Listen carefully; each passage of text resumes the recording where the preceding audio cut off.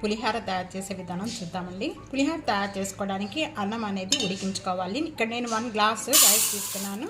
Rice అంతా కూడా వేసేసుకొని ఒక 3-4 టైమ్స్ వరకు కూడా బాగా క్లీన్ చేసేసుకొని, ఎప్పుడు మనం రెగ్యులర్గా కంటే కొద్దిగా పొడిగా ఉడికించుకోవాలండి. పులిహోరకి మెత్తగా ఉడికించుకోకూడదు. ఇక్కడ రైస్ 4-3 టైమ్స్ వరకు కూడా బాగా క్లీన్ చేసి పెట్టుకున్న రైస్లో ఒక 1/2 టేబుల్ స్పూన్ అనేది ఇక్కడ ఆయిల్ యాడ్ చేస్తున్నానండి. ఆయిల్ యాడ్ చేయడం వల్ల రైస్ అంతా కూడా పొడిగా వస్తుంది. ఇక్కడ మొత్తం కూడా 1 గ్లాస్ మనం రైస్ తీసుకున్నాము. సేమ్ గ్లాస్తోని ఇక్కడ 2.5 గ్లాస్ వాటర్ యాడ్ చేస్తున్నాను. రైస్ అంతా ఉడికించేసుకుందాం. ఇక్కడ వేరొక గిన్నెలో మొత్తం కూడా చింతపండు, ఒక కమలాకాయ అంతా చింతపండు తీసుకున్నామండి. ఈ చింతపండు అంతా కూడా దీనిలో వేసేసుకొని వేడి వాటర్ పోస్తే ఈ చింతపండులో తొందరగా నానిపోతుంది.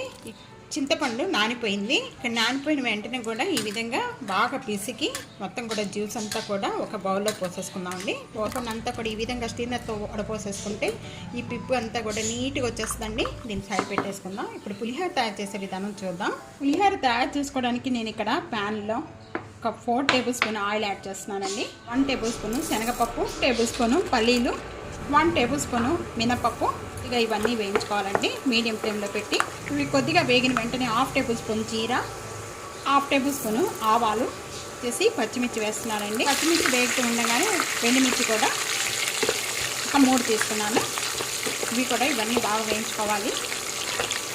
కొద్దిగా అల్లం ముక్కలు, చిన్న పీసెస్ కట్ చేసిన అల్లం ముక్కలు ఈ విధంగా వేగాలండి, బాగా ఎర్రగా. ఈ విధంగా వేగిన వెంటనే కూడా కొద్దిగా కరివేపాకు, జ్యూస్ అంతా కూడా దీంట్లో యాడ్ చేసుకోవాలి. ఇది బాగా చిక్కపడే వరకు కూడా ఈ విధంగానే కలుపుతూ ఉండాలండి. ఇక్కడ ముందు హై ఫ్లేమ్లో పెట్టేసుకుందాం. ఈ పప్పులన్నీ బాగా వేగిన తర్వాత ఇవన్నీ వేసుకోవాలండి. చింతపండు ఉడుతూ ఉండగానే ఇక్కడ దీంట్లోనే పసుపు యాడ్ చేస్తున్నానండి. ఇక్కడ పెద్ద టేబుల్ స్పూన్తో 1 టేబుల్ స్పూన్ పసుపు, దీనిలోనే సాల్ట్ కూడా యాడ్ చేసేస్తున్నానండి. తర్వాత అయినా చూసుకొని వేసుకోవచ్చు, ఫస్ట్ కొద్దిగా వేసుకోండి. ఇక్కడ ఎల్జీ ఇంగువ యాడ్ చేస్తున్నానండి. ఈ చింతపండు ఉడికేటప్పుడు ఎల్జీ ఇంగువ యాడ్ చేస్తే చాలా బాగుంటుంది. ఈ రైస్ ట్రేలో వేయటం వల్ల ఇదంతా కూడా బాగా చల్లారిపోతుందండి. వేడి మీద అనేది పులిహోర కలుపుకోకూడదు. ఈ విధంగా మొత్తం కూడా చల్లార్చుకోవాలి రైస్ అంతా కూడా. ఇక్కడ 1 టేబుల్ స్పూను బెల్లం యాడ్ చేస్తున్నానండి. చింతపండు అంతా కూడా చిక్కపడిపోయి ఈ ఆయిల్ అనేది చింతపండుకి ఈ విధంగా సపరేట్ అయిపోతుంది. ఈ సపరేట్ అయిపోయినంత వరకు కూడా ఈ విధంగా ఉడికించుకున్న ఈ చింతపండు అంతా కూడా స్టవ్ బంద్ చేసేసుకున్నామండి.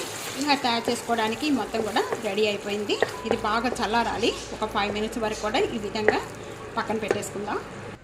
ఇక్కడ రైస్ అంతా కూడా చల్లారిపోయిందండి. చల్లారిపోయిన వెంటనే కూడా ముందుగా మనం ప్రిపేర్ చేసుకున్న ఈ మొత్తం చింతపండు పులుసు అంతా కూడా కొద్దిగా వేసుకుంటూ కలుపుకోవాలి.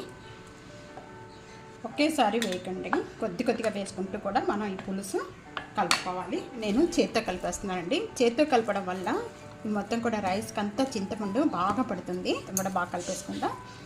చింతపండు మనం ఉడకపెట్టుకున్న చింతపండు అంతా కూడా కరెక్ట్గా సరిపోయిందండి. అంటే ప్రసాదంలానే ఉంటుంది. అప్పుడప్పుడు మనం ఇంట్లో ప్రసాదాలు తయారు చేసుకోవడానికి కానీ, గుళ్ళో మనం ప్రసాదాలు ఇవ్వడానికి కానీ ఇవన్నీ కూడా చాలా టేస్ట్గా ఉంటుంది. తప్పకుండా ఇదే విధంగా ట్రై చేయండి. చాలా బాగుంటుంది. చాలా ఈజీగా కూడా పని అయిపోతుంది. పులిహోర రెడీ అయిపోయింది.